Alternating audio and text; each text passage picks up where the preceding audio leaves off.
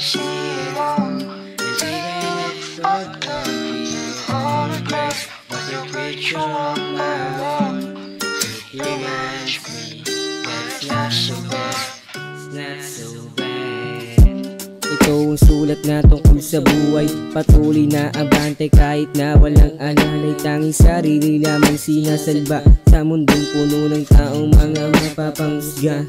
Pero at bakit kailangan magpaakit? Puro bulag yung mangyayan pag sa taas nakasabit. Pangarap mailap, pilit nais mahagan. Pagiging ghetto mas bagay pa sa akin na tignan. Sa akin na tignan. Sa buhay, kailangan mo lang laging lumaban. Alam mo, hindi naman natin kailangan ng taong hindi tayo kaya pakinggan. Basta may isasalba mo sarili mo sa araw-araw, wala nang dapat patunayan pa. Kasi wala ka namang ibang kakampi, kundi sarili mo lang eh.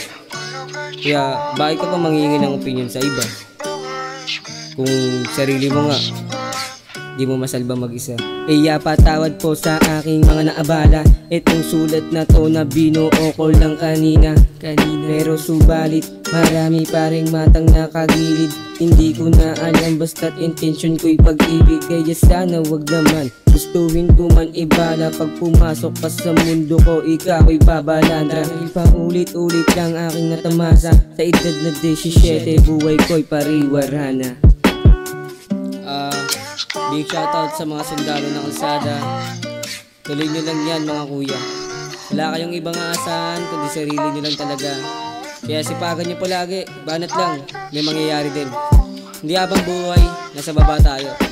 Lagi lang kayo maniniwala sa itaas. Sabay mo sa agos ng buhay mo ang taong sumama sa downtimes mo.